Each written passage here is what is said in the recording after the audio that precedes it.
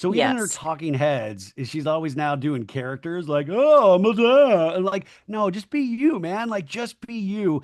And I think sometimes she has a producer's hat on and she's trying to move story along and she's doing it in a very sloppy way.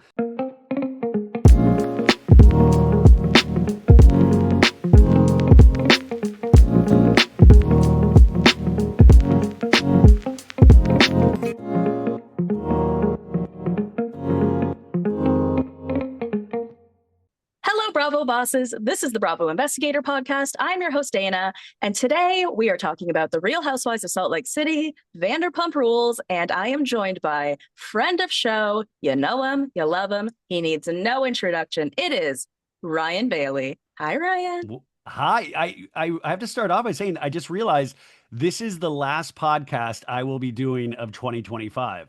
Right. Yeah, Oh, this is me the too. last. This is the last. I mean, this is the last. This is exciting. I mean, I think I've podcasted maybe every day of 2025. So this is the last one. So Wow, let's this leave is it all like on going the to be dance floor. nostalgic. Yeah, this is nostalgic of the year that was. But I don't know if you're like me, where I was trying to think yesterday of everything that happened in 2025, and it just all is some like it's a big blur. Like I was like, wait, when did like I know that Paige and Craig officially broke up in terms of like us finding out about it on December 30th of 2024, but that's how I judge time. Like if I can hit Right. a That's our big Bravo clock. moment, Right. that's when I'm like, okay, I remember this date, but like if you actually said things about my life, I don't know if I could tell you when that was. And then, unless and then it's just like a big Bravo blur. Okay. Well, that being said, Ryan, you did have a big year. You got engaged this year, right? Yes. Yes. Yes. Yeah, And personally, you big year. personally got pregnant this year as well, We which is so yeah, I'm not exciting. carrying the baby, but my fiance is, and we're due in March, and Rebecca was laughing at me last night because I'll talk to the her belly, and I said hi, I'm Ryan, and she's like, stop saying your first name, you're the dad, and I'm like, I know, but that's my name, I don't know what to say, and so I feel like I'm sometimes trying to do like a really schmaltzy podcast to Rebecca's belly like, hey, welcome back to your dad. What's going on? Like, um, and I'm just thinking, what a weird world. I mean, for so many reasons that our daughter is going to be born into, and I'm just so curious of what the first Bravo show that she'll be aware of will be, or when I'm helping or holding her, will I be able to watch Bravo in the background? You know what I was just thinking? I think her first, entrance into the reality TV space, because, we could take it a little bit beyond Bravo. I feel like she's living in Love is Blind, right? You're talking to her through the wall. Yeah, it's a great idea. That's great. Yeah. And so this is, by the way, this She's is the loving big you through the reveal. wall. And hopefully when she comes out and sees me for the first time, she doesn't turn around and say, this isn't going to Go back work. in. I've got to go back in. Yeah, this is Yeah. not, Yeah. I want to redo. So yeah, no, that I didn't even think about that, but you're so right. And then I was thinking, when is it responsible to bring our baby to Sir for the first time? And I don't even mean inside Sir, but outside in the alleyway. Is that, I think you can do that. I swear in the books it says, like, I think you have to wait about 10 days before you can bring them to a dirty alley. But I have to check because I yeah, haven't no, it's really looked at a BB book in a bit. But I swear it's about like 9 to 10 days. If I'm business days, probably though. Yeah. I remember back in the day when Sheena was pregnant that I was really pushing for Sheena to give birth in the Sur alleyway because I thought how iconic that would be. And So now that we're fucking about to have iconic. our own child, I realized that was just not a responsible thing to say. Is that that's probably not healthy to have the baby in the Sur alleyway. But how iconic would it have been? But Would it have been but worth it for the plot? if Sheena had done that, it's a whole nother chapter of Sheena's book. I mean, are you kidding me? I would have bought that. I would have bought the sequel. Poor Peter would be out there, like, and he wouldn't even be on camera, but he'd be helping deliver the baby. You would just see his ponytail in the wind. Oh, poor Peter. But just before we get into all of that, how is Rebecca with reality TV? Is this Oh, like a big passion of hers as well? Like, I actually don't even know how you two met, well, if you care to I mean, share. we met on a dating app. Okay. But that, I mean, which is hysterical in retrospect, but she actually is, I wouldn't say she's obsessed like me, but she has a deep history of watching reality television from when she was a kid. But she also loves pop culture. She was really into Wendy Williams growing up. That was like a big influence. But like it's not, it's very different how we approach it, but it's been great because she filled in for Sophie this week on the pop culture roundup that we do on Mondays, and she was fantastic. And she's been doing Southern Charm recaps with me as well for this season of Southern Charm. And it is like, because I've begged her for like a couple years to come on the show, and she's always been like, nah, that's not my thing. I don't want to do that. It's pretty intense, like what you do. And we were doing like Dancing with the Stars. I was talking about Dancing with the Stars, and I was really tired one night at like 10 o'clock, and I didn't want to do the podcast. And she was like, you know what? If it helps, I'll come on and do it with you. And it really did help. And she enjoyed it. And the listeners really dug her. And so she's been coming back for the last like 2 months. She's been on the show like one episode a week. And it's been amazing. Like it's been so great. And to be able to share this with her. And it's been Yeah. mainly all positive. She's gotten a couple negative comments, which hey, that comes with podcasting. I try to explain to her. I'm like, I get hate You're gonna comments have haters. I hate comments every day, and I think trying to explain that to somebody that doesn't do this for their career or try to do this for their career, it is a really foreign concept because you're like, wait, if you don't like something, don't you just not say anything? Or you just, maybe don't publicly say it, or you talk to your friends about it and like, You'd no, no, think. no, no, You'd no. think. Hmm. No, on podcasting, you have to say, you have to DM them directly or leave a very negative comment. And so that has been hard to explain of like, yeah, I mean, that's part of this whole experience. But I will say it has really impressed me, just her knowledge. And I'm like, yeah, of course. It's like, because we do, like, when we're just sitting around talking, we do talk pop culture a lot. But I love that. she doesn't like the new Bravo as much as OG, like OG Housewives. That was her jam. Right. I mean, I think Like we the all feel the same way. New Vanderpump she doesn't like, where I'm more willing to give things time to like flourish. Where I'm like, well, I see the positive in this and I see the positive in this, and she'll be just like, no, turn it off, or she'll just walk out of the room. Yeah. Do you think your relationship will ever come to blows over a television show? Like I see these news Yes. stories about like a man killing his whole No, family over no, no, not no, changing yeah, the channel, no, stuff like that. Do you no, anticipate that no. being you? No, it'll never. I mean, it'll come to blows in a funny way that is no Okay. vibe. But we've had I'm trying to think like we've had arguments where we've had extreme disagreements over a character or something, or me saying that she's being too hard on something. Those will be like the disagreements that we have. But I'm trying to think the last one where we've just vehemently disagreed on a character or something. But she's usually pretty spot on, but she'll be able to say things that I can't say, or that I'm a little too like, tame, or I don't want to, like I'm very aware 6 years in that I think I was a lot harsher when I started this than I am now. And so I appreciate being able to be candid and honest. But I think Yeah. also when you get deep into this and you start to like see how these things are made and you get to meet some of the people involved, we are seeing the reality, but at the same time, you truly don't get to see the complete 100% of a person. You just don't. Like Right. you get to see these people, and I'm not blaming edits or anything, but imagine all of us on our worst day. Or that's the thing, is that us as viewers, we never put ourselves in the driver's seat where we're like, oh yeah, remember that completely effed up time of my life? Oh, what if a camera was on me during that time? I probably wouldn't have survived that. So I think and this is an overused Housewives phrase of, we don't give any of these characters grace, even though they ask for grace every Right. episode. We refuse to do that because I think it gives us some sort of, we're so powerless in our own lives that it gives us some sort of control, being able to be like, no, I know you are 100% bad. You're horrible. You're a pick me. You're this, you're that. And we can laser like focus on it because when it comes to ourselves, we can't diagnose ourselves for crap. We don't know what's going on.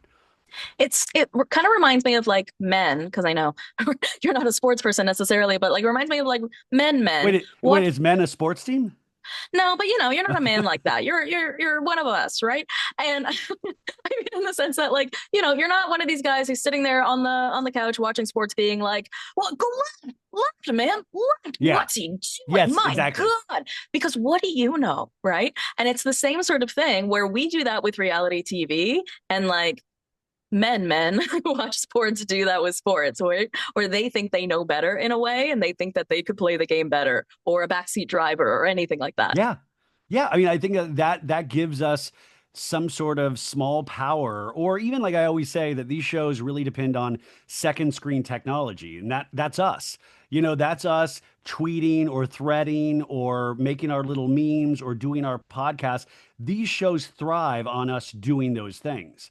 Now, if they don't have us, they still have a show, but they don't have a show that's going to have like a massive reach. And Right. that's, like, so that it does. We do have control here, like there is a little, and I don't mean control of casting. Like if you notice, they still barely listen to us with casting, which I appreciate. Like I watch Below Deck every week, and there's a lady on there, Kizzy, that's one of the stews, and I find her so unlikable. She's hooking up with this guy that's like her friends do. Like it's like a mess. And she's so unlikable that I want her in every season of Below Deck because you need that character where a lot of people are like, I never want to see her again. Get her off Below Deck. And I'm like, no. If we don't have that person that is completely unlikable, then we might not have a show. We They, need to feel both extreme love and extreme hate on these reality TV shows. right. We got to have a villain. People don't understand. Like, they think they understand casting.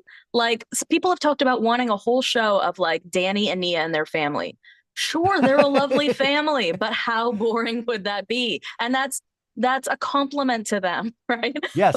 people don't understand what they're asking for. We need our villains. Okay, let's talk our shows because it is New Year's. Happy New Year's Eve, everyone. We're recording this on New Year's Eve. I'm airing this on New Year's Day, but happy New Year's to everyone. I want to let Ryan get back to his baby mama and get to whatever plans they have to today. And But by the way, we're and speaking of Salt Lake City, Meredith Marks, I threaded this earlier. If you start, well, I don't know when this comes out. It'll probably be 2026. But if yes. you start, what is it, season?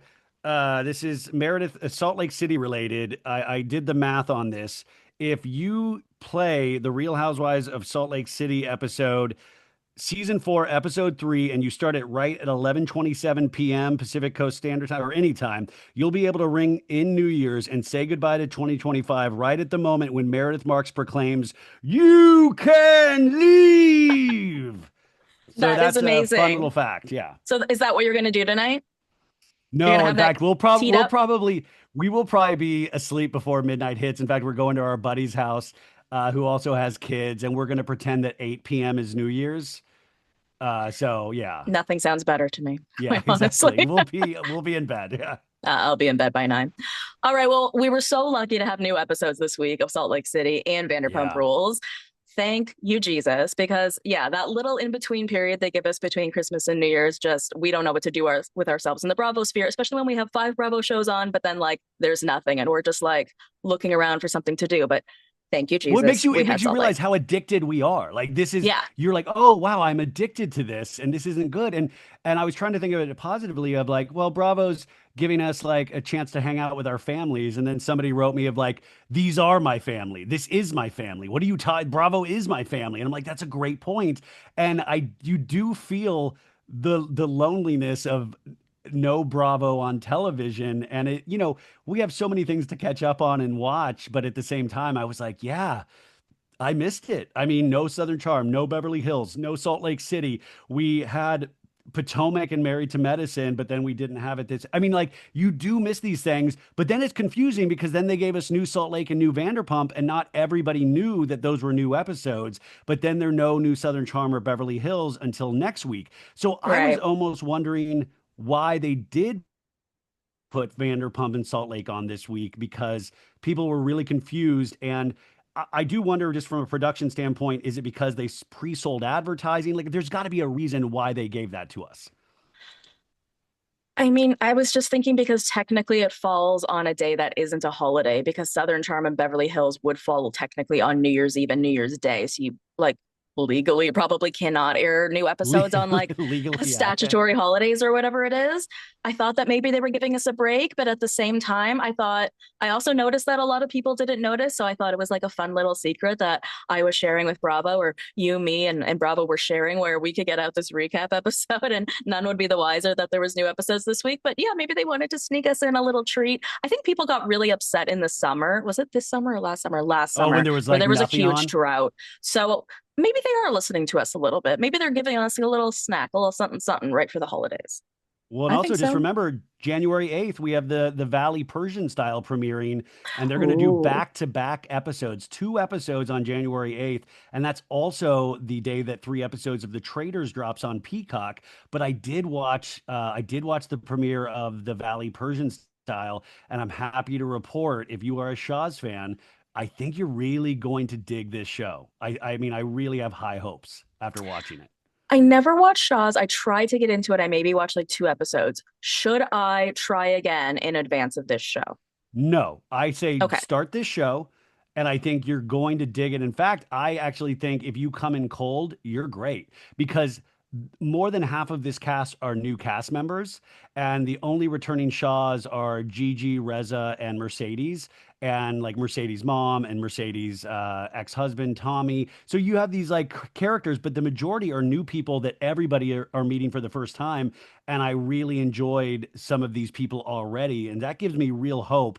And it wasn't like overdone. It wasn't trying to be everything, and I really appreciate that. So, and I can't tell if that's just me getting older and slower, where I was like, "Ooh, I'm leaning in on this gentleman's story. He was telling a really emotional story, and I found it fascinating." So, I have high hopes for that, and I hope people give it a shot because if we give this a shot, I think then you have a real chance of other Bravo shows from the past being able to maybe get rebooted, like Family Karma or Southern Charm. No, yeah. Well, what was the Southern Charm spinoff? New Orleans. Was it Southern Charm Was, or was it New Orleans? I think it No. was something like that? But I was like, there are all these shows that are like, or even Summer House, Martha's Vineyard, like That was doing a such a good catch up. show. Yeah, I Yeah. liked it a lot. I think it's about the perfect mix of old and new. It's the old that draw us in, and then it's the new that keep us there. And the new has to be able to keep us there. And we didn't expect that with our OG Valley. But like Michelle and Aaron just came out the woodwork and just put their divorce Yes. on a platter for us. And we're like, thank you. Yeah. Thank And if you. we You did, did and we amazing. didn't have them, because remember, like Jax and Brittany did not survive, and Jax will not be back. But guess who is? Michelle and Aaron. They Yeah. will be back, and it's like they are the keepers of the flame. And Michelle and Jesse. I don't think sorry, we're Michelle getting and Jesse. Aaron. Yeah, sorry, not Aaron. Yeah, sorry, yeah, Michelle and Jesse. But like, it's really important to have those characters that can continue. So it's like the Valley ended up by some weird magic, working because of the newer people. The older people got you in, but the newer people really, helped you stay, I think. Okay, you know what? We weren't going to talk about Vanderpump Rules in great lengths because we both were kind of out of it this week. But in line with what you just said, let's talk about that first because we kind of wanted to talk about Yeah. why it's not working. And I think what we're talking about sort of flows very well into that.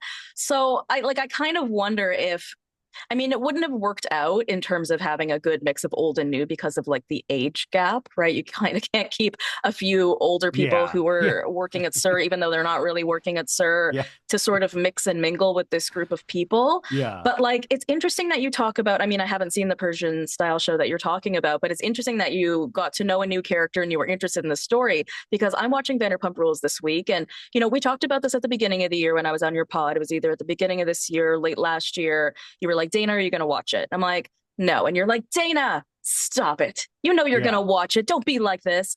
And you were Yeah. right. You were right. I Yeah. watched it. And I'll be honest, I actually liked it. I initially liked it. I saw some characters that I was really drawn to, like Natalie. And I started to want people to give it a chance. And then I entered episode 4 and I just sort of like fell. And I don't know exactly what it was, but what I noticed was they started trying to move into character development and let's get to know these people and their backstories. And I felt like it was too quick for some reason. I felt like the first 3 episodes were fun. We saw some fighting. We saw the kind of stuff we love. but now we're getting to know them, which makes sense. But I feel like it's too much too soon, and it's like I need a little bit more lube. I need some more time, right? Just it was. I don't want to know your entire backstory yet. I don't care yet. I'm not invested yet. Well, okay, so I've thought about this so much, and listen, the obvious thing is this is never going to be Vanderpump Rules that as we knew it. And if you take the first season of Vanderpump Rules, there are interesting characters, sure, I will give you that. But the only reason this really took off was because right place, right time. You had the Stassi and Jax of it all. You had all of these amazing characters around them that had real relationships. So you already had that in the bag.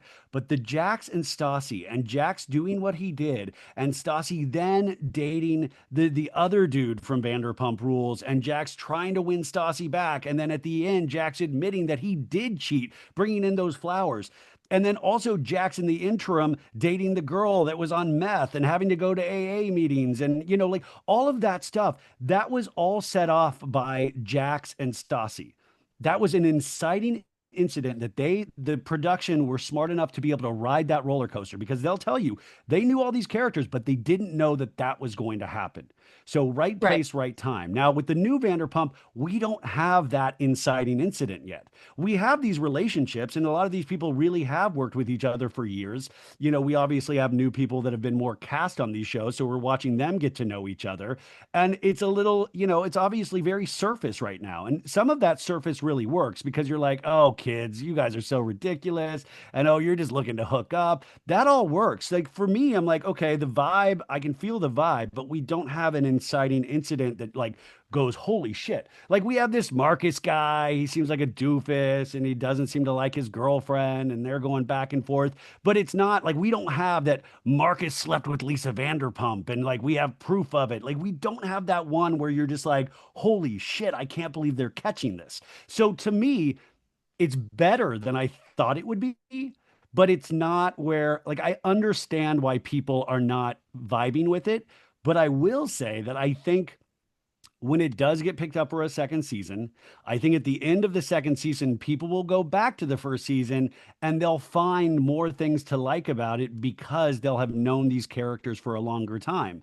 When you have cast half the cast just for this reality show, it was like why the Roni reboot had such a hard time is because we are spending time watching them get to know each other as opposed to them all like That's such that. a good Remember point. Vanderpump Rules, that first episode, you're the devil, I am the devil, and don't you forget it. They're all sitting there at a table, like drinking on a Sunday, and you realize you're like, oh, I know this. I've had friends like this. I have a group of friends that go out drinking on a Sunday. We knew or we felt that they already knew each other. So us as an audience, we were so at ease to just let it flow. And Right.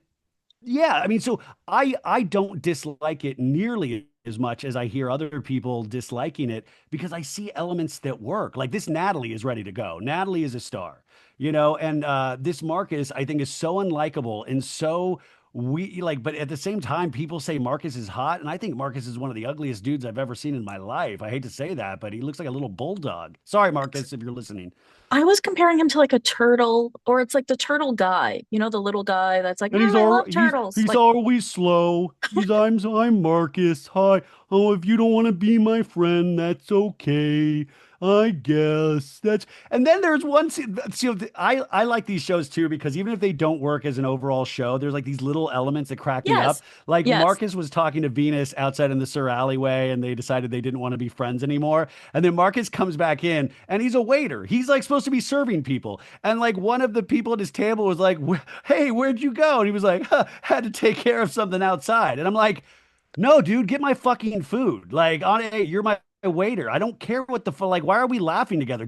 You're a waiter, dude. Get my fucking food. We're not share. I don't give a fuck what you were taking. Get my food. Like, he was like laughing, like, ha ha. Ha. And then the one dude, the new guy, what is his name? Was Shane, one of those, the Shane cousins. Davis, which for, I oh don't know. no, One of the Jason. eyebrow, well, yeah, one of the eyebrow Those guys. eyebrows, wow, they have a Amazing. they have a mind of their own. There was one point, and I don't really like to talk about people's looks, but they're like Oh yeah, Muppets. sorry They're about like the Marcus. Muppets. But the only reason I can say that I don't find No, no, Marcus attractive because so many people say that he's hot. That's why I want to say that. no, I He's totally fine. agree. And I'm not even saying something bad about anyone's looks. I just the eyebrows just like they have like their own life. They remind me of the Muppets, like the actual Muppets. Yeah, Bert and Like Ernie. the Well, yeah. also like, yeah, And Sesame they're Street. that big and they move on their own and they do different things than what his face is saying. And so I can't it's like when someone's patting their head and rubbing their stomach at the same time. That's what he's doing with his face. I have a theory that those eyebrows are microphones. They've found a new way Stop. to mic up the cast. They're like, we don't have No, they're extra little mics, so mustaches. we're gonna slam these eyebrows on you that actually pick up sound. And then next week with those guys, we find out the cousins they're on OnlyFans. We find out they're Have, OnlyFan models. now, have you researched it? Have you deep dived it? Have you gone to see it? Dana, if you know me, I don't do a lot of deep dives. Read, I know that's you don't. your jam, and not that I wouldn't like. I'm all for OnlyFans and all that stuff. Do whatever you want to do. I was aware. I had a birdie tell me about 6 months ago that they were OnlyFans guys, and I was like, interesting. Like that seems like I just didn't know if it was going to be a storyline or not. So it looks like it is a storyline. So I But haven't is it seen them like it. jerking off or is it them just sexy posing? Well, that's what I was going to ask you. I'm like, what does it mean that they're doing it together? Like, that's the part that's That's kind of and by the way, irky to that's me. what I don't want to research that because I do not Yeah. want to be on any watch list. I don't want to have anybody And for a guy that knocking at my complains that he was on a door. show called Dated and Related and he thought it sounded too incestual, he decides to do he decides to do OnlyFans with his Yeah. cousin. Well, but also I think that's so 2025 is that if you do a reality show set around people that want to be famous in 2025, you're going to brush up against OnlyFans models. I mean that is the reality of like most OnlyFans models are making more than actors these days. Like think about that. Like they're making more. I mean, some OnlyFans models, I was reading something where some girl posted her what she had made in 2 years, and it was something insane like $72 million. And I'm like, what? I mean, God Dude. bless you, but my God, everybody's in the wrong business. And if I was like a ripped hot dude, I might, like that sounds pretty damn good. Like you could retire next year for the rest of your life. Should we do it? Yeah, by the way, Dana, didn't you lose your job recently? I don't want to put it out there, but I've thought about it. Or the feet one, Raquel did that one to try to raise enough oh, that money to was such. fix her nose. And by the The way, foot when people complain finder. about this Vanderpump Rules, let me take you back to that season of Vanderpump Rules when Lisa was like, "Oh, I'll donate to your foot campaign, Rachel." Like it was so like we were really the bottom of the barrel before Scandal. We were really inching towards cancellation, For anyways. sure. So yeah, But two other things, or one other thing that I want to say about like this episode, or something that I'm noticing is like, what do you think about the fact that they are trying to replicate things or reinvent the wheel? Like the photo shoot. I was like, okay, I guess it's iconic, I guess in some ways. And then that this week, this episode that we're talking about, Mark is saying that he wants to be a DJ at Sir because it'll help with his emotions. And I'm like, I'm out. I'm sorry. Like, what does working at a restaurant have anything to do with being a DJ? You can go be a DJ anywhere. Why does everyone want to be a DJ? What is being a DJ? Even Lisa's saying like it's more than pressing a button. Do you know what it entails, Lisa? Because that's a funny sentence that you're saying that, but like, do you know? Because I don't even know what it well, is anymore. Is it more than pressing I a love. button? Well, I mean, obviously there is an art to actual DJing, but if you take something like DJ Meredith Marks, like she has somebody making her mixes for her, and then she legitimately is pressing a button, and Okay, you're paying for the experience of being in a room with Meredith Marks, which, by the way, I would pay for that experience. I'm not sure. knocking that experience. Like What I about DJ watched Kyle Dorinda Cook? Medley. I would pay for DJ Kyle Cook. I mean, But is I that went like to DJ Dave's. different? Is he doing something different than pressing a Oh button? wait, Do you wait, know? oh, actually, yes, Yeah, he is. I will, in Kyle's defense, even though nobody wants to hear anybody defend Kyle Cook in the year 2025 of our Lord, but is our Lord and he Savior. does like he really gets into the actual mixing elements and like what beats match up with what beats. Like I have had conversations about DJing, and I'm not a DJ myself, but I do appreciate music very much, and he really gets into that shit. And that's a difference. And I am not a fan of James Kennedy, but he's another one that he would spend nights and days just going over, going into this and this. There is an art to it, but a lot of Bravo celebrities, in fact, DJ Giselle Bryant, Giselle from I Potomac, didn't know she that just she announced was well, okay. it's very new this week. She's starting to DJ as well. And so the Bravo celebrity to DJ pipeline is very strong, almost too strong, because you can make a lot of money doing that. So it's another revenue stream for these Bravo celebrities. But when Marcus said that, I was like, Marcus, just don't be a fucking waiter. Like, just take Yeah. the order, dude. Like, and by the way, I didn't I didn't roll my eyes in the sense of how dare they do a DJ storyline. I rolled my eyes at Marcus going, you dork. You think that like you're already looking to get a leg up and oh, what if I fill the James Kennedy role? Like I didn't find that a producer plant. I found that Oh, as I was a going to ask you. You Marcus don't trying. think it was. You think that this was all No, I Marcus. found that as Mark. No, I found that as Mark is trying to be a thirsty person that trying to play every angle he can because he's either moping in front of Lisa. He already got like what suspended for drinking on the job, and then this past episode, he's being brought out a margarita in the Sur alleyway. He snuck a bottle of vodka. He's sipping it by the DJ stand. So I was very like the guy does not. He obviously doesn't want to be with his girlfriend. He doesn't seem like a good friend. I don't know. He's my least favorite character, but as I say that, that's great for him. Like, I need somebody to dislike on these shows. It has to be a likable dislike, though. Oh, and one other thing that sort of it felt a little nostalgic was Chris. Chris is like the taller eyebrow one. He, after talking with Audrey about feng shui and not knowing what that was, and him sitting in the chair trying to like figure out the word or what it meant, that was so classic Jax Taylor, don't you feel like? And with the shirt Yeah. unbuttoned, and he looked all beefy. Oh, that brought back a memory. Well, I will say I do appreciate a lot of the cast for like bravely being oblivious. And I guess that's not brave Yes. if you don't realize, like, but it's like they all don't know so many things, and that's why I think Marcus is very devious because Marcus thinks he knows things. So the person Yes. that thinks they're smart is usually the dangerous one because there's people in this world that are actually smart and they usually don't like, but Marcus, like, he's not as smart as he thinks he is. So it's going to be interesting. Those kind of people end up getting themselves in the most trouble. Take like a Jesse Solomon on Summer House. Jesse Solomon thinks he knows everything, or like, oh, I just walked into the room and there was a threesome happening, and then like he knows exactly what he's walking into. Jesse knows, and then he plays the Yeah. victim. So I think Marcus is one to watch. But to your point, he does have that. I'm still kind of boring to watch, even though I play every angle. So you're right. Like he might not be the most dynamic person to watch, but I think he's the person that's going to make the most mistakes in the show. For sure. You already definitely get like a pompous attitude from him. And the only other person I was sort of interested in was Angelica. One, just because she's so strikingly beautiful. I was just like, oh my God, kind of taken aback. But I don't know, like they're giving us her and she's telling us her story. I'm not invested. I don't want to, I don't know if that's me yet, or maybe I need to get to know her Well, better. I'm we've just only not had invested one in and a what she's half saying. episodes with her. She's only been Yeah, on that's one and a fair. half That's fair. episodes. She's also somebody that was cast for this show. She had not Right. worked at SUR previously. Now, I mean, to your point earlier of like us screaming at the TV, in this, was it she was like flirty with Jason Cohen, one of the cousins, and he's like, "Oh, you're not my girlfriend, but you're talking to me like you are." Like, and I was screaming at the TV going like, "Why would you even in a million years give this? I mean, it's obvious what this guy's all about. Like, why would you even give him the time of day?" I was like, uh, at this point, I feel like we have enough empirical evidence that this type of guy is not going to be the one that you want a relationship with. And yet women still put themselves, I don't want to sound like a dick, but it just, from watching so No, many of you're these so right. But even shows, look at her, like you're 10 times more beautiful than anyone yeah, I've ever seen. Even 100%, especially you shouldn't have to put up with that. You 100%. know what I mean?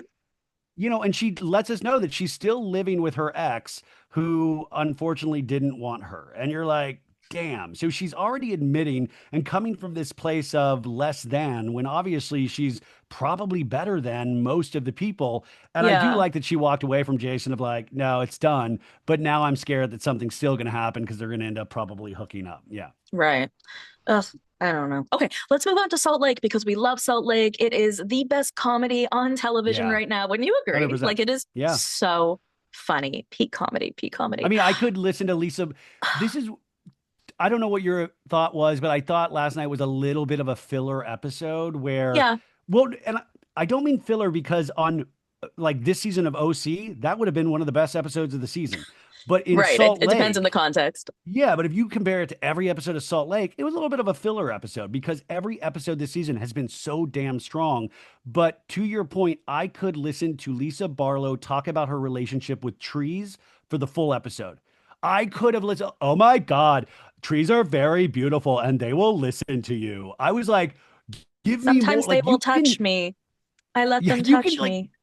you can give any of those ladies the metaphorical ball, like give them the hot potato, and I would listen to any of them monologue, any of them at this point. Exactly. And to your point earlier about like not being in tune, I guess, with like what's going on around you, that's what's been so great about this show, right? Like they're not in on the joke yet, right? They don't know that we're laughing They're at them. No, they're they they're know. starting they're starting They're to be, and starting. that's what see like guys, anybody listening or watching this right now, just really appreciate what we have now because it's not always going to be this way. Like I want to like Great just point. coming from like old Roni or old Beverly Hills, there's only so long this can last. So these past two seasons, we've really got to, and I believe it has been championed. We're not saying anything new that this is phenomenal television, but it's not going to last forever. And I don't want to be negative. I don't want to be a naysayer, but it just won't because you eventually get caught up in your own celebrity. And I feel like Heather Gay has done this a little bit already. And a lot of I mean, listen, DJ Meredith Marks is on tour. Lisa, like everybody is doing their own thing. So with that, it's going to shift it into another gear next season. And I do believe the production company is smart enough to realize these things, but just be damn appreciative that we have had this. And like, I'm so sad that next week is the season finale. I'm That beyond came out of sad. nowhere. I had no idea we were so close to the finale. I I knew thought we we were were close. mid-season. But think about it, Dana. Last season for Salt Slap me Lake, in the face. we ended on the cast trip. We ended on Heather going, "Hey, I've got a fun game. Let's all put our phones out and read the worst things we've ever said about each other." It was like That's right. I have a Heather's great fun with idea. games, you guys. Oh my God, you're so right. I before we get into the episode, I am curious because you mentioned Heather. What are your thoughts on her this season and what she's trying to do? Oh, see, I'm so bad at it because I was a huge fan of Heather Gay the first season. Same, Huge. Like I was same. like, you are everything. In fact, she was So on my funny. show and Maritza reminded me that I asked her to marry me. And You did.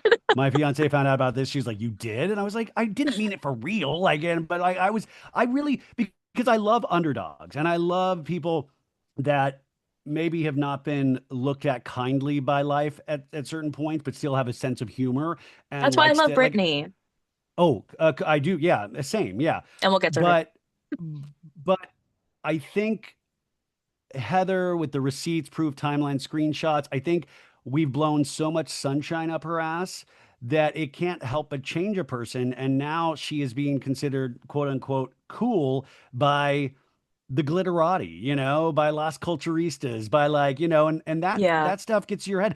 I just don't personally, Heather Gay to me is turning into the Dane Cook of Housewives, is that she's funny, but I think she might think she's funnier than she is. So even in her Yes. talking heads, she's always now doing characters like, oh, I'm a da," and like, no, just be you, man. Like, just be you. And I think sometimes she has a producer's hat on and she's trying to move story along and she's doing it in a very sloppy way. So I get really kind of like, Heather, just let the story happen. Or unless she's being directed to do this. And I'm very confused, and I'll include Whitney on this as well, is just tell us what you have on Meredith at this point. Just tell us. Like you dancing around whatever she's on, pills, alcohol.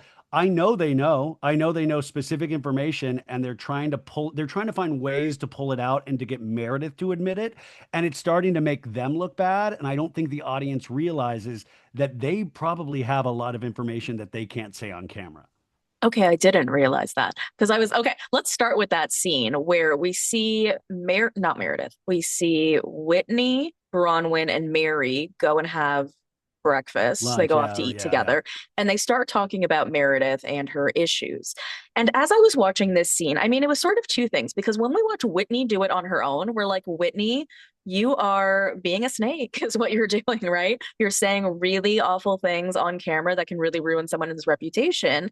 But then when you hear Mary say it and cry and really come out about how she's so worried about Meredith, you completely turn it around because we take Mary so seriously, which is so funny that we've from where we've come. But we Yeah. take her as like this Mother Teresa, this mother hen type of person where we're like, well, if she's concerned, but then after watching the scene several times, I kind of took a step back. I'm like, what proof do we have of anything that's happening at all? That sometimes she rages? I mean, if you were forced to be, and force is a loose term, you're being paid, you're forced to be sitting in a group of people that you hate because arguably she hates them all. I think that she just, like, if you had to go to work every day and you hated your colleagues, and you go and you sit there every day and you have to be around them, you're probably not going to act like your best self. You're probably going to come off as your worst self. Or like, this is such a random Yeah. reference, but like KB and Edmund from Love is Blind, KB was saying, like, you're bringing out the worst in me, right? Yeah. Sometimes people can bring out the worst in you. And maybe that's what's going on. And that's why she's just being such an Eeyore, right? And in this episode where she's like, okay, I'm going to be happier. I'm going to like have a better time. And maybe a producer was like, you gotta buck up, right? You gotta stop walking away. You're being a Debbie Downer. You're being really, you're not being fun. Yeah. Can you party it up a little bit? Can you woohoo? Can you whoop it up? Because this isn't going to fly. And maybe that's it. And maybe it's not like a mental health issue. And maybe it's not a drug problem. And I know that we said we're not talking about kids and we're not talking about husbands, but how come we can call people drug addicts and alcoholics? It just felt like a lot because I don't think we've seen her be an alcoholic, which doesn't mean that you're not, but it just Well, felt like a no. lot. Well, I mean, You go. Your well, turn. we well, not being an alcoholic, but we've seen her extremely wasted. I mean, even the "you Yeah, can leave," like, you want to talk about the husband, the views, and Ashley, we can talk about the husband. You can leave. We've seen her, by the way, and they've been some of the most iconic moments out there. I also want to point out that episode. We also saw Heather Gay piss and puke herself in the that's Sprinter right. van. Oh, Everybody that was forgets iconic about as that. well. It was like, ugh. Um, but this is my thought. Well, first off, Mary, the reason why we take her so seriously because she has put on camera her own son going through a drug addiction. Mary's son is still in jail. He'll be in jail until February right now. I don't think people realize exactly what's happening. But when Mary said that, it was another thing of like, oh, something is going on. And I'm telling you, like, just knowing how reality shows work a little bit, they wouldn't harp on it this much. They wouldn't allow. Meredith was also tipped off to the point where she brought drug tests to the Boston Tea Party episode. For You everyone have to, else. for everyone else, which, by the way, also the fact that we didn't get them all peeing on those tests, what a waste of the tests. If you were going to buy tests, as a producer, I'm talking to you, Lori Gordon, as Lori, if you have this, I better have a scene of these ladies going into the bathroom and peeing on these sticks. What a waste. Like, why are It's you going not to a buy? stick, it was a bag Well, I because you're don't care thinking of what it was. pregnancy. Pee in the bag. I want to see that. If you're going to buy these tests, I don't care that they got caviar with it. I want to see him, I want to see him take the test. Yeah. Having said that, it is being hit so hard by so many of these ladies. Heather Gay, whether you like her or dislike her, is smart enough to realize, because also remember, Heather and Whitney specifically are Bravo fans way before Salt Lake. They've watched all this stuff. And what is Heather's motto? Receipts, proof, timeline, screenshots. Do you think Heather is going to push this narrative if she does not have some sort of proof that something is going on? I don't think she is that ignorant at all. I think something has gone on. I think they're aware of it. And I think Meredith has clamped down so hard where she is not going to talk about it. Think about how many, like, Salt Lake works because there's also so many mysteries with it, right? There's mysteries That's about true. everything. What happened on the plane? What happened with this? But also, if you think about previous seasons, we had Britney saying that Meredith was crying and throwing up at her hotel overnight. And Meredith was like, no, I wasn't. Well, we never got that solved. We never got, Yeah. there are so many weird things with Meredith. So what do And you I'm think it saying this is? I love Meredith, but is there an issue? It seems like everybody says there is, but if we don't have her accepting that, it's weirdly reminiscent of Countess Luann in certain New Hmm. York seasons. I mean, there's no perfect reaction to something like this, but you would expect that she would have a different type of reaction. She's very calm when people are coming at her about this, I guess, and maybe you would expect her to like kind of freak out like she does over a TikTok. I don't know. Like, I believe you because, you've totally swayed me in terms of my thinking. And now that makes a lot of sense. But I feel like I just don't know exactly what it is. Because you know how Well, people keep talking about different kinds of things. And maybe that's where I'm just sort of confused it's because dangerous I'm like, territory. what is it? It's like outing somebody's sexuality. This is dangerous. You're Like right. I It don't is want I don't want dangerous. to I'm not I don't want to make light of this because this is a real issue. It's not just fodder for a reality television show. So if she does have an issue, that's very serious. And that's why I think there is an issue because why would you be this haphazard with it? And I almost feel like, it's like they're trying to bring the storyline into the light, but the only way that the storyline can fully be brought into the light is if Meredith accepts it. And we see the preview for next week where Meredith is confronted with it again, it looks like. So that's how we're going to end the season, which means then it'll be a conversation at the reunion. We already have Bronwyn and Todd separating as a quote unquote surprise at the reunion. Will we get another surprise in? Will we finally figure out what the F is going on with Meredith? The plane thing, like, will we have producers saying, I was in that first class cabin. This is exactly what happened. We don't have video of it, but this did happen. I just feel like I want somebody to tell me, just tell me what happened. Are Yeah, the it's ladies overreacting or is something going on? Because I know the producers know, and it is their responsibility to close the chapter or to make us as audiences feel satisfied that that all Meredith is safe and that we can move on. And they're allowing this to continue. So there must be something there. This can't just be a loosey apple juice. I completely agree with you, but I can't picture her ever in a million years copping to this or admitting to this. Exactly But right. it's also such a touchy subject, like you said. But like you said, producers have allowed this to go on, so they have to close the loop. But it's a very difficult dance to do. You can't out someone's problem. No one can force her to talk about this. So, yes, it does look like we're going to continue to talk about this, but I don't think we're going to have a resolution. I don't think But she's the ever going to say, I have a problem. I Oh don't think yeah, that's I think ever she's a going to very happen. she's a very proud woman, and I understand also when you admit those things, it does affect things, like it It's affects huge. businesses, it affects families, it affects all of these things. And this is not the first time we've seen this ever with the Bravo celebrities. So I understand the gravity of admitting something like that. But sometimes with getting paid to put your life on screen, you have to face harsh realities that you might not even be aware of, right? Like if you have a problem with alcohol and drugs, sometimes you're aware of it, but sometimes you're not. You're not Yeah. thinking, oh, I've got an illness, I've got a disease, I've got this, you are just trying to numb whatever pain that is in your life. So I would also then look at the deeper issue of like, and I think they are trying to do it in a haphazard way too, of like, well, what's going on with Seth? Is that the pain? Is that the pain? Is that the pain you're in? Like they're trying to give her reasons to be able to mask. But you have Whitney, whose dad was, a pill addict. You have Mary, whose son is a drug addict. You have all of these people saying there is an issue. And so you don't want to take that lightly either, because these are like people that have been affected by disease in their life. So this isn't just haphazard, but it is interesting that Brittany almost becomes a sacrificial lamb where they're still like, well, Meredith, why don't you go pick on Brittany to make yourself feel better? And she's like, I will. Literally. Brittany's horrible. you know? Okay, I have to give Brittany some praise for being the only friend of I've ever seen who has been able to sort of just like fend for herself without actually being a friend of anyone. Right? She Yeah. doesn't really have any friends in this group. I Yeah. mean, you have Yeah. Heather going to bat for her and sort of Yeah. taking that role, but do you even remember who she came in as a friend of I, when wasn't she it became wasn't a it friend Heather? of? Was it Was Heather it? Gay? Because didn't they play pickleball, or was it Lisa Barlow? Because I remember her first season. Didn't she play pickleball with Heather Gay? And that's when she was telling Heather Gay about the relationship with their daughters, if I'm not I mistaken, or was remember that Lisa that. Barlow? I I believe just it was don't. Heather Gay. Okay, I remember that scene. I just wasn't sure if that was like an entrance type of thing.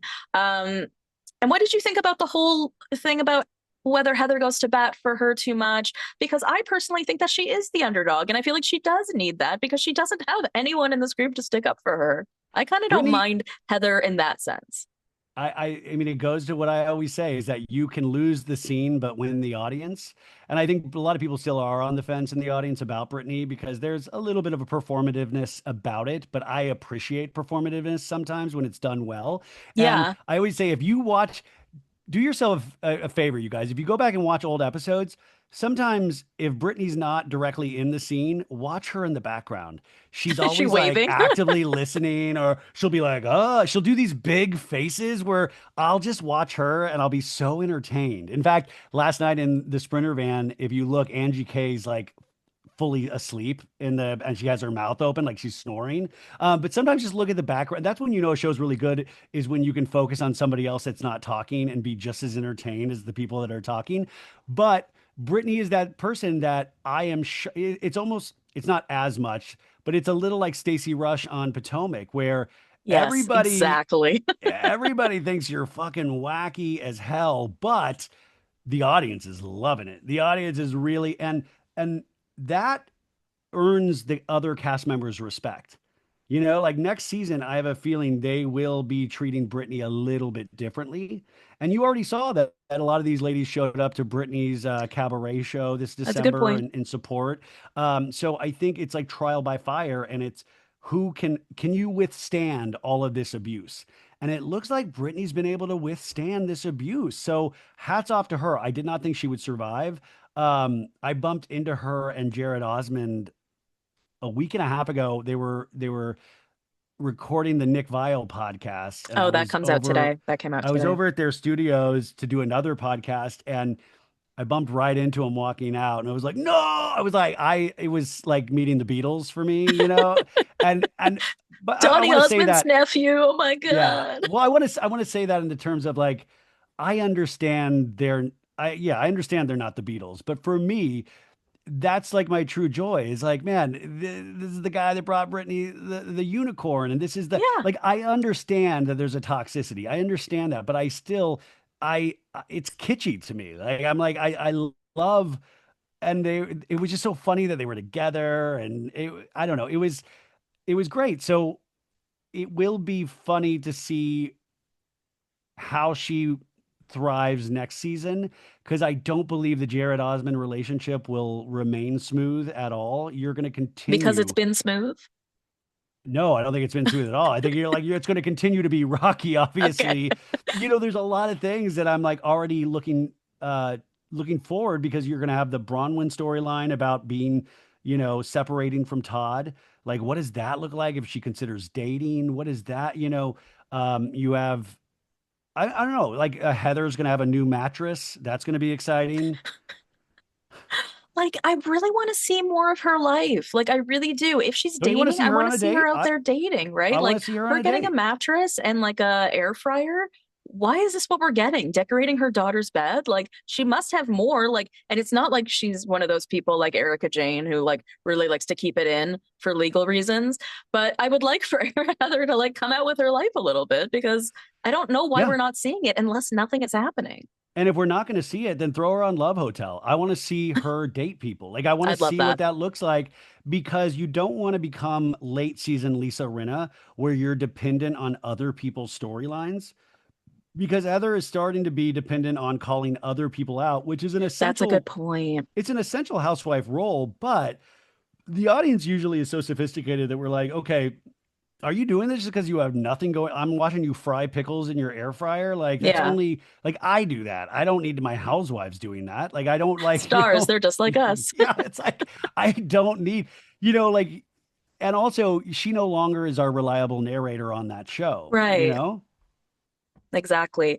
You know what really was interesting to me was seeing Bronwyn get a call from Todd, and she's explaining how he really just like stepped up for her and her family at a time when they really needed him, because her mother is like packing up their entire childhood home. It's super emotional and stuff. So Todd, like without being asked, just like flew out to make sure that the whole thing was taken care of. And she's like, this is the Todd that you guys don't really get to see. Like the Todd that just goes above and beyond for my family without being asked. And I completely agree with her. I feel like we haven't given him that credit, but it still just doesn't take away from the fact that he just farts this much, right? Like I just can't excuse it. It's the Well, farting. in Todd's defense, we have never witnessed Todd farting That's a ourselves. great point. they've never had him on screen and then in parentheses says farting. Like they've never, so all of this is secondhand information. Like, and by the way, it's not even Bronwyn. Bronwyn's not like, yeah, he is a farter. It's Lisa Barlow. That's another mystery. We still don't know. Was he making out with somebody while farting? Like, where's the I don't think we'll full ever get that beginning one. to end? Like, where's the full beginning to end story with this? You know? Now, in our minds, of course, it's such a specific visual that it's not even just the making out, it's the farting while making out. That's what like makes it fly and makes it so genius because it's such a little detail. Because you then picture ladies talking with each other of like, oh, he was farting the whole time, you know? And I was like, is he so rich that he's like, I always picture like really rich people, they just fart and they don't give a shit anymore. They're just like, yeah, they don't say, excuse me, they just fart because they're like, yeah, I'm rich, I don't care. So Yeah.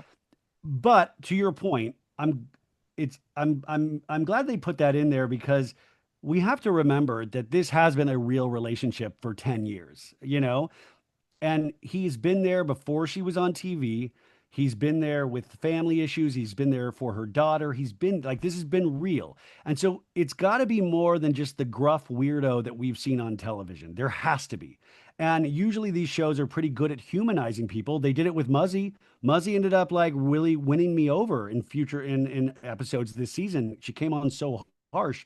Todd has never been able to pop on camera. He's never had a moment. So we had this moment. We didn't get to see it, but we got to hear it from Bronwyn of him being supportive.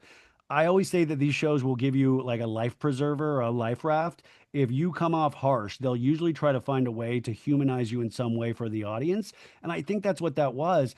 But also at the end of the day, some things can be too little too late. And, I mean, maybe, I mean, if he's looking at lingerie photos on planes and I mean, there has to be some real issues there. Yeah, obviously. And I feel like, I mean, to everyone, this was so obvious that they were going to break up. To me, I was a little bit shocked because to me, it really seemed like she was putting everything and her all into trying to make this relationship work, including trying threesomes if that's what he wanted. And so I truly believe that this was his decision because how embarrassing for a man in his like business to be on the cover of magazines and stuff about like farting and making out, right? I'm not saying he didn't do it. I'm just saying that like No, this is extremely embarrassing. but it boggles my mind because he knew after the first season what the deal was It's just got worse for and that him he though. did This not is come off this is well. pretty bad. Like the fact that he kept coming on and like then stealing the cherry on her son. I mean, there were so many instances where I'm like, he's not even. And by the way, I almost want to pat him on the back for like, thank you for not acting. Thank you for not like being Professor Positive. Like you remained the curmudgeon in every scene that you've been in. But then even that to me was wild because I'm like, this can't be good for you, man. Like, I don't understand how you would ever want to come off this way. And by the way, also in his defense, a little bit, yeah, man, if our partner were all of a sudden on a reality show and they're bitching to you all the time about these women, you'd be like, why do you show up? Like they're always going to be that Lisa Barlow will always be this way to you. What are you doing? You would say the same thing to your partner. Like I I mean, know. you wouldn't be like, well, keep going in there and trying. You'd be like, you're going to do the same thing and get the same result. Period. Like so I agreed with him there, but Bronwyn obviously is really enjoying this process. That's what I was thinking, right? I mean, like they have these scenes, and like you said about them trying to humanize someone, they gave him the options, right? They gave him the scenes. He's the one sort of acting like a curmudgeon. He's the one who's acting like I don't want to be here. They're like, you know, and scene. We're giving you the opportunity. Smile, man, smile, right? And he's not doing it. So there's only so much Yeah. that can be done. But I think she loves being a housewife. I think she loves it so Yeah. much. I don't think she loves it more than him. That's why I think he was the one that did this.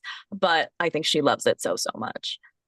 So, Yeah. Will it's Bronwyn the have to start housewife curse, dressing I guess. down? Is she gonna have to like start going to like the dress barn or something? Like, is this gonna affect Bronwyn's like way of living, like her style? And like I'm just so curious about financially how it's all gonna work.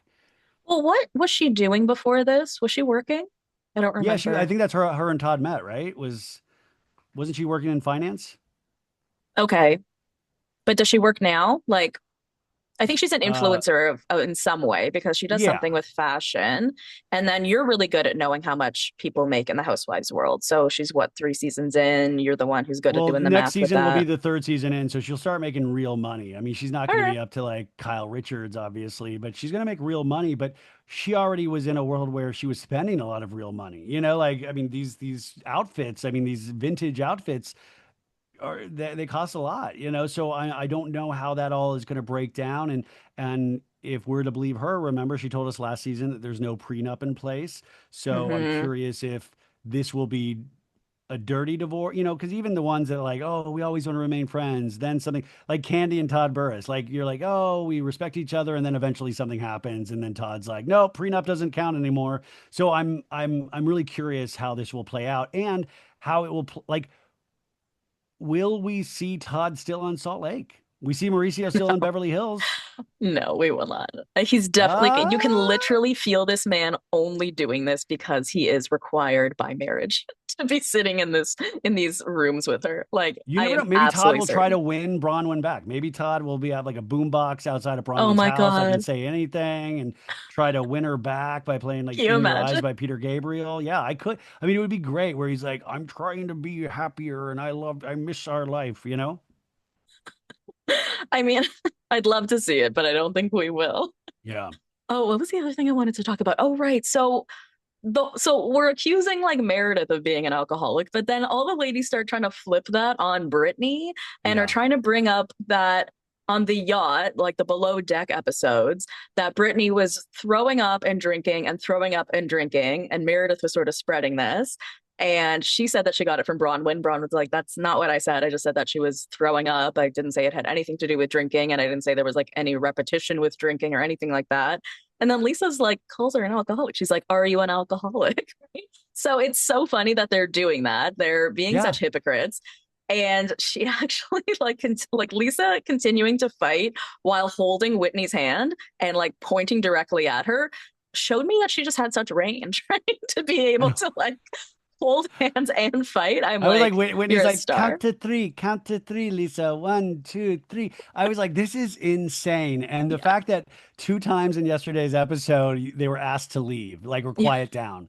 I was You like, can that's leave. always great when you're in another country and people are asking you to shut the F up. It's like, that is what we're dealing with here. It was But when great. Angie is saying like, "No, sir, you don't I'm Greek. understand. This is the country that I'm from. This is my country." Can you imagine just going to like a restaurant with Rebecca, like somewhere in WeHo, and they're like, "Sir, you're being too loud. You need to leave." And you're like, "No, sir, you don't understand. This is my country. Well, This by the is way, I this was is saying my for being country." Greek, she was acting very American because that's a very American way to act of, no, you don't understand.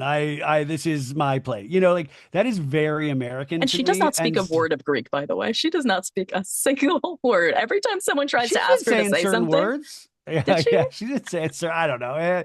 But I just thought that was great. And it felt very real, the last one, especially because I was like, oh, Angie does seem offended. I always wonder what those are the producers going, go ask him to leave right now, or if that's really they're being too loud. Because I don't think the producers are telling the women. Like, I always just wonder how those kind of things, like if they try to throw little obstacles in the path. But I imagine, these things we see a small portion of, but they shoot for hours and hours. So I just wonder they must have been there for a very long time that we're seeing only a snippet of it. But that's like I said, like I could have watched the unedited that dinner scene unedited would have just been great. Like the awkwardness, them eating. I mean, all of that would have worked for me. And that's what I'm saying. Like that's when a show works that even the down moments I'm interested in. Just watching the behavior is Or just even the they're like, spa moments where they have to yeah, whisper, but they're still fighting. It's like, so funny. why would you comment on her hair? And why would you get her hair wet? And like, Yeah. I've actually been in this situation where I'm at one of these spas where I've had to be told to be quiet twice Well, I worked. That's because, what that was my. I worked at a spa. That was like I oh, worked you at a spa did? for like multiple years. That like a very high end spa that I worked in as a men's spa attendant and front desk. But that was a big thing. They would have a quiet room and everybody had to be And they have a quiet in it. sign. Yeah, yeah, It's hard to stay quiet though, because you go with a friend and like, yes, you're trying to relax, but then, you might get heated up about something. But the way that they're blaming Brittany for that, even, right? Because they all sit down and yes, she was being annoying and splashing them around and stuff. But then when they all sat down to be quiet and zen, Lisa brings it up, right? Like Lisa's like, why were you splashing Yeah. everyone and ruining everyone's hair?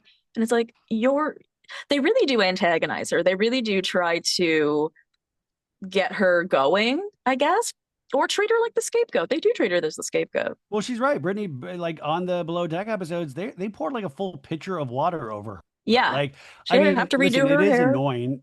Yeah, I'm sure it is annoying, but like they've done that to her. Like, so it's easy to pick on her, but when she does it, it's an issue. It's good fodder, but I'm curious how long that will last and how she'll be treated obviously next season. Um, and it's all, but it gives somebody for Meredith to be able to lash out at, which is, I guess, important for Meredith to feel like she's in control in some way.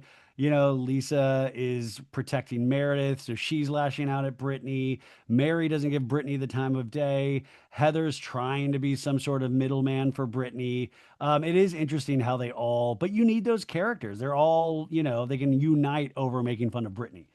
I totally understand that. But if all we really have is hair, then I don't know, because I do feel like Angie spends a lot of time talking about Brittany's hair or her looks, like calling her hair synthetic. Like, is her hair that bad? Like, Ryan, I as like a I hair don't have great I expert, don't have would you great say? hair. Yeah, I don't have great hair, so I don't know. Like, I mean, I trust Angie, but at a certain point, I don't know. I mean, I will say I've in Angie's started to just be defense, like, I don't know.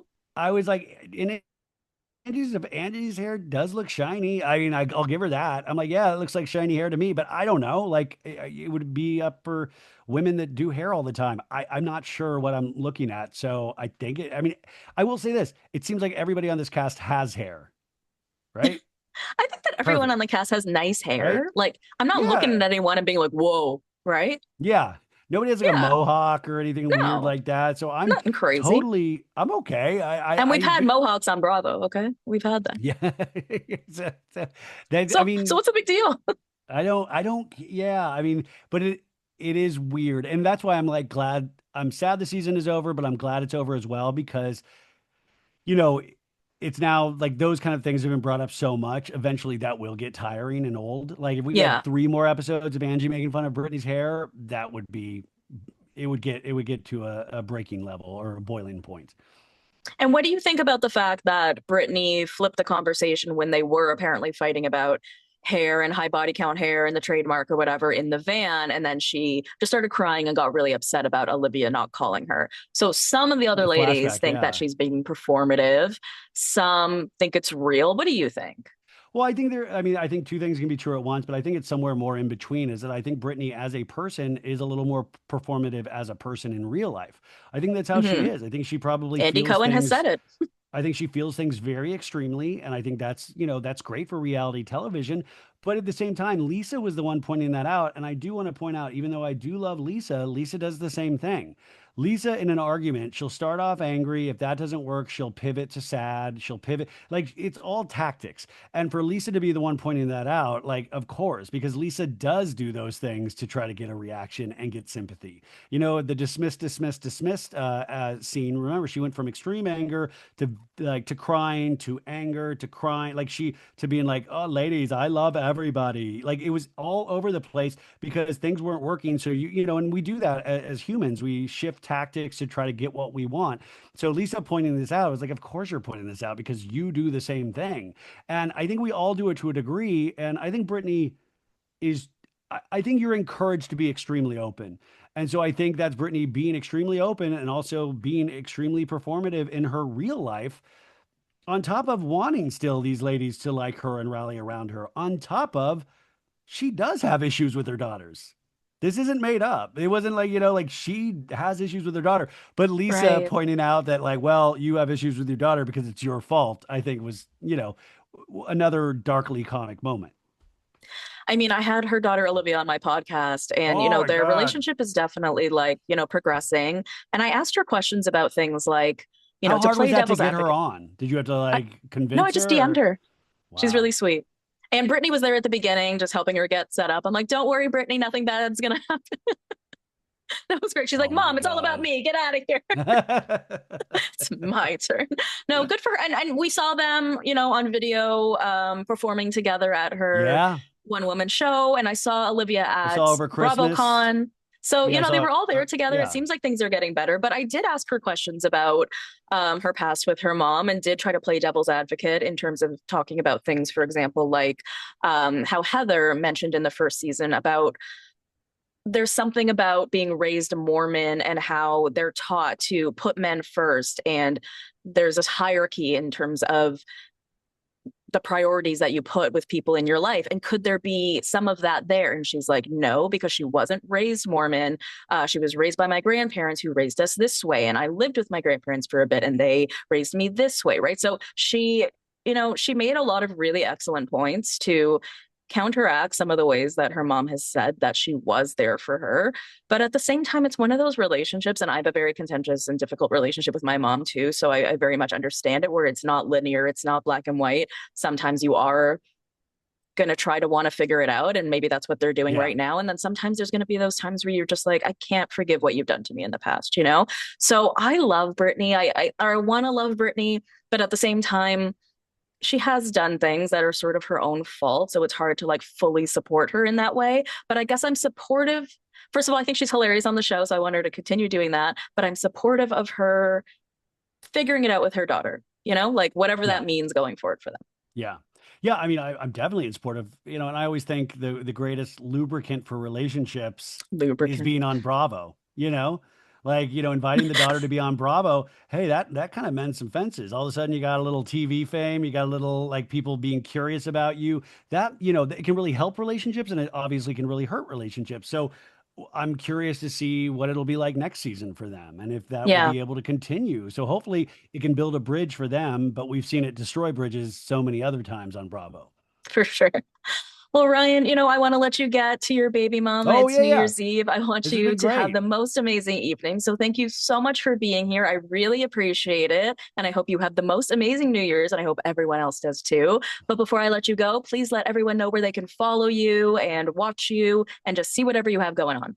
It's the podcast is So Bad It's Good with Ryan Bailey. Check it out. A lot of episodes a week. And I want to tease that I think me and Dana, the Bravo investigator, we might be working on something Traitors related. And I will be covering the actual episodes of Traitors with Bergie, Karsten Bergie Bergerson, my sweet Bergie, from season 2 of the Traitors. And we have fun with that. But we're working on something. So keep follow me on Instagram, follow her on Instagram, or we'll let you know as soon as we know more, but I think something is coming your way with both of us. So I would appreciate if you check that out whenever it's released. So that's it. But Happy New Year to you. This was a great way to end.